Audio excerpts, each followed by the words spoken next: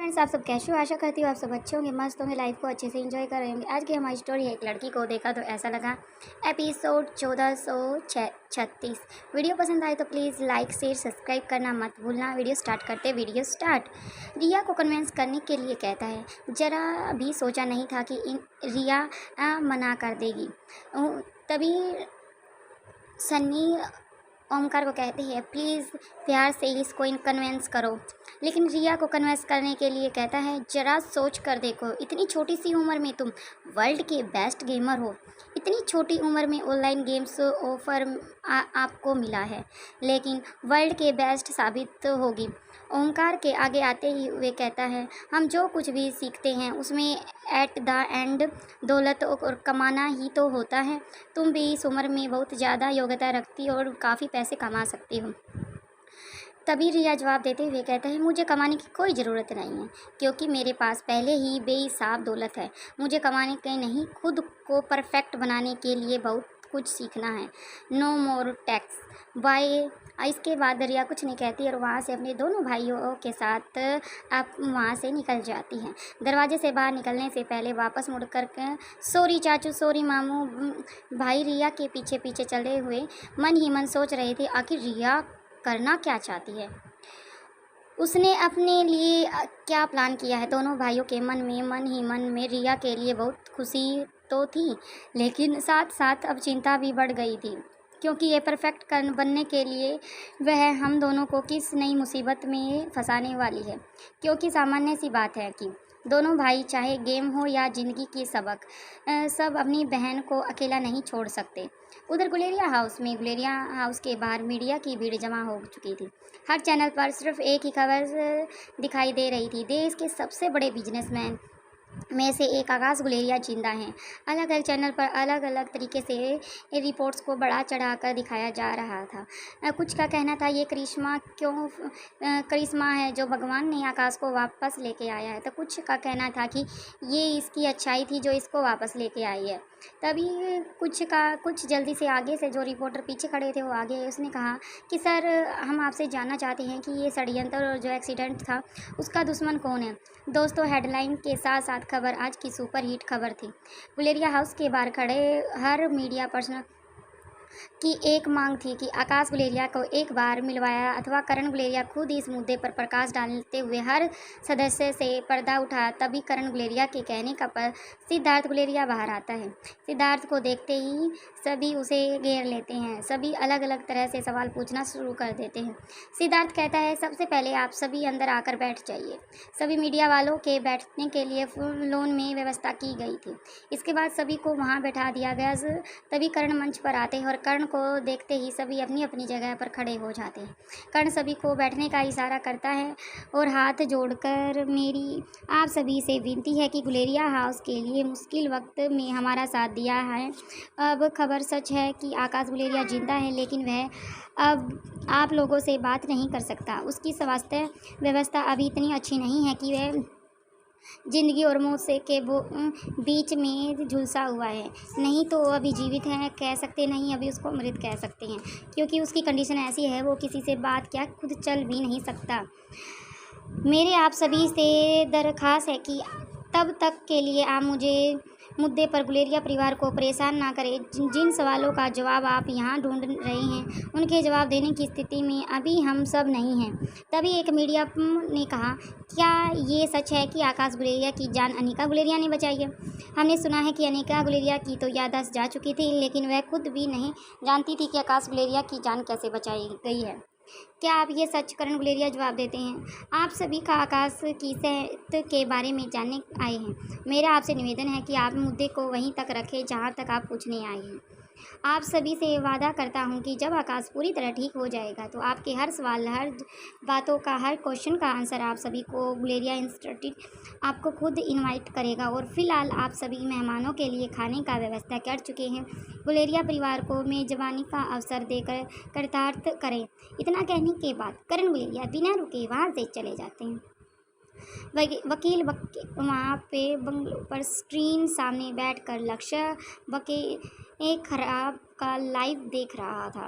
वह पा रहा था कि गुलेरिया हाउस में आकाश की एंट्री हो चुकी है। मुझे अभी भी इस खबर पर यकीन नहीं हो रहा। जब तक मैं अपनी आकाश को अपनी आंखों से नहीं देख लूँगा तब तक मुझे विश्वास नहीं होगा, लच्छो कहती है।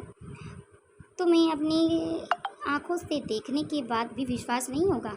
मैंने उसे अपनी आंखों से देखा है, वह आकाश ही है। तभी कहता है, इतने टाइट सिक्योरिटी होने के बावजूद भी तुम उस तक पहुंच कैसे गई? लच्छो अपनी जगह से उठकर कुछ दूरी पर रखे हुए फिश टैंक के पास चली जाती है। फिर रंग बिरंगी मछलियों को देखने लगती है और बिना किसी भाव से के तरफ कहने लगती है, तुम तक कैसे पहुँचेंगे? विक्की जवाब देता है, मैं उसका दोस्त हूँ, उसके अलावा उसका वकील भी हूँ। मेरे लिए क्या मुश्किल है? फिर अपनी जगह पर खड़े होते हुए आगे कहता है, तुम बताओ, तुम उस तक कैसे पहुँची? लच्छो अपने बालों को संवारते हुए कहती है, सिर्फ तुम्हारे पास ही। लच्छो की बात सुनने की विक्की बहुत चक्कर खा जाता है, लेकिन बल्कि अनुमान नहीं लगा पाता कि सब उसने कैसे किया होगा। उसके दिमाग में ख्याल चलने लगते हैं, वह दोस्त कौन है जिसे उसकी मदद की होगी? क्या कहीं वह दोस्त आकाश ही तो नहीं? तभी उसे याद आता है कि अगर आकाश उसका दोस्त हो तब भी वह किसी से मिलने या बात करने की स्थिति में तो बिल्कुल भी नहीं है। लच्छो कहती है, इन सब बातों पर दिमाग खर्च करने से ज़्यादा अच्छा है कि तुम यह सोचो कि तुम्हें अपनी ज़िंदगी में कैसे बचानी है। फिर वापस अपनी जगह पर चलते हुए विक्की के एकदम करीब पहुंच जाती है, उसके कान के पास आकर आहिस्ता से कहती है, यह सिर्फ तुम्हें सावधान करने आई हूँ। तुम्हें याद है ना, मौत हर पल तुम्हारा इंतज़ार कर रही है। तुम्हारी आवाज़ लगातार बुला रही है, विक्की विक्की विक्की। और उसके बाद पीछे हटने हुए मुस्कुराने लग जाती है। फिर विक्की की आंखों में देखते हुए अपने अंदाज बदलते हुए कड़क आवाज़ में कह दिए, कहीं तुम्हें उस अनिका से प्यार तो नहीं हुआ है? लच्छो को इस तरह के खुद को घूरते देखकर विक्की को सकपका हो जाता है। विक्की की असमंजस को देखते हुए लच्छो वापस दूसरी ओर घूम जाती है और सामान्य अंदाज में कहती है, तुम उसे प्यार करो, इससे कोई हर्ज नहीं है भाई। दिल तो मासूम होता है, किसी पर भी आ सकता है, फिर वह तो बहुत खूबसूरत है। फिर आदेश देने के अंदाज में कहती है, याद रहे, हमें सिर्फ हमारे पावर ड्रग्स से मतलब है।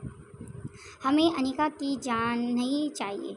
ड्रग्स के लिए जान लेनी पड़ तो हम वो ले लेंगे, लेकिन हमें सबसे हमारा फर्स्ट मकसद है ड्रग्स का। मोहब्बत का मज़ा तो तब है जब वह दो तरफ़ा हो।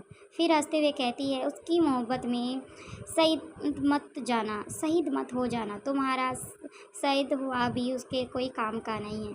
आसानी से किसी के सामने घुटने टेक देना इतना कच्चा खिलाड़ी नहीं था, लेकिन अचानक से उसकी दुखती रग पर किसी ने हाथ रख दिया था, इसलिए वह खामोश रह गया था। लच्छो ने यह बातें उस पर तंज कसते हुए कही थी। लच्छो खुद भी नहीं जानती थी कि वह कुछ भी कह रही थी। वह बात खरी सोने की तरह सच भी थी, या विक्की अच्छी तरह जानता था कि उसकी मोहब्बत की नीति हर तरह से उसमें फना हो जाना है। अपनी बात कहने के बाद लच्छो वहाँ से चली जाती है। विक्की सभी बातों को सोचते हुए अपनी जगह पर खड़ा उसे जाते हुए देखता रहता है। फिर थोड़ी देर बाद वह अपनी सोच से बाहर आते हुए खुद से ही कहता है, मुझे जाकर आकाश से मिलना चाहिए। यह सोचते ही उनके मन में एक मीठा सा ख्याल पैदा हो जाता है, क्या पता वहाँ अनिका से भी मुलाकात हो जाए। यह सोचते ही उसके शरीर में हल्की सी गुदगुदी और साथ में होठों पर प्यारी सी मुस्कान आ जाती है। वहीं मारवा हाउस में प्रीति के चले जाने के बाद अनिका को कॉल करने के लिए फ़ोन की स्क्रीन की तरफ देखती है। तभी उस पर एक दूसरी कॉल आ जाती है। अनिका कॉल ले लेती है और जैसे ही फ़ोन पर लगाती है, उधर से आवाज़ आती है, गुड मॉर्निंग मैडम। अब तक वे पूरी स्टाफ के साथ अच्छी तरह घुल मिल गई थी। आपके कहे अनुसार हम हर वक्त उस पर नज़र रखे हुए हैं, कहीं पर भी हो कोई भी संदेह हो बात सामने नहीं आई। इन सब बातों के बावजूद भी विशेष बात यह है कि उसके यहाँ आने के कुछ ही दिन के बाद उसके कमरे में डस्टबिन की जांच करने पर एक अजीब सी चीज़ सामने आई थी। अनिका सारी बात खामोशी से सुनती जा रही थी। वह आगे कहता है, मैडम, उसमें से हमें इस्तेमाल किया गया इंजेक्शन मिला था। तब हमें लगा कि वह कोई सामान्य बुखार या दवाई का होगा, इसलिए लेकिन फिर हमें ख्याल आया कि वह किसी ड्रग्स या का भी हो सकता है, इसलिए हमने उस पर सेफ को अपनी हॉस्पिटल की लैब में जांच करने के लिए भेज दिया, जिसकी जांच करने के बाद अब कई दिनों बाद यह बात उजागर हुई है कि उसमें प्राप्त लिक्विड का सैंपल किसी तरह के आम दवाइयों के साथ मैच नहीं होता। अनिका कहती है, ठीक है, तुम उस निगाह बना कर रखो, उसमें सैंपल की रिपोर्ट हॉस्पिटल से इकट्ठी करवा लो। जैसे ही अनिका फ़ोन रख लेती है तभी उसे सिक्योरिटी गार्ड आगे कहता है, एक और बात मैडम।